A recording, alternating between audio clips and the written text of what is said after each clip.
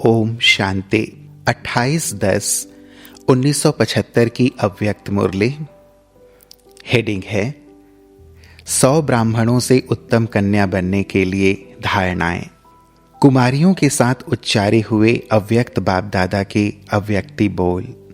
सभी कुमारियों ने जो बाप से पहला वायदा किया हुआ है कि एक बाप दूसरा ना कोई, वह निभाती हैं। इसी वायदे को सदा निभाने वाली कुमारी विश्व कल्याण के अर्थ निमित्त बनती हैं। कुमारियों का पूजन होता है। पूजन का आधार है संपूर्ण पवित्र। तो कुमारियों का महत्व पवित्रता के आधार पर है। अगर कुमारी होते हुए भी पवित्र नहीं तो कुमारी जीवन का महत्व नहीं।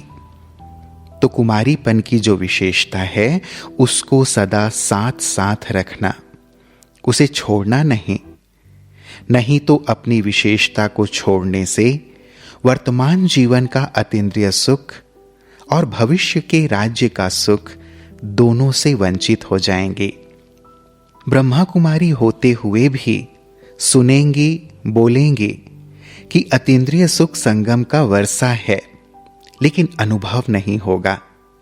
जब सदा कुमारी जीवन का महत्व स्मृति में रखेंगी तो सफल टीचर वह ब्रह्मा कुमारी बन सकेंगे। जब ऐसा लक्ष्य है तो कुमारीपन की विशेषता के लक्षण सदा कायम रहे। चाहे माया कितना भी इस विशेषता को हिलाना चाहे तो भी अंगत के समान कायम रहे। कुमारी निर्बंधन तो हैं, लेकिन डर रहता है कि कहीं कुमारी होते माया के वश नहीं हो जाएं। अगर इस कारण को कुमारी मिटा देवें तो देखने की ट्रायल करने की जरूरत नहीं। दूसरे परिवर्तन करने की शक्ति चाहिए। कोई भी आत्मा हो, कैसी भी परिस्थिति हो, लेकिन स्वयं को परिवर्तन करने की शक्ति हो, तब ही सफल टीचर और सेवाधारी बन सकेंगे।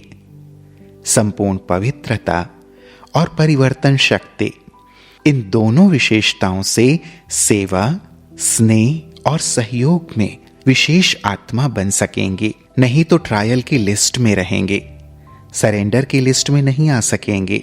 इन दोनों विशेषताओं को कायम रखने वाली कुमारी ही गायन पूजन योग्य होंगी।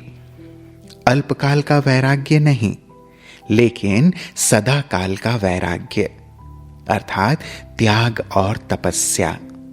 तब कहेंगे विशेष कुमारी।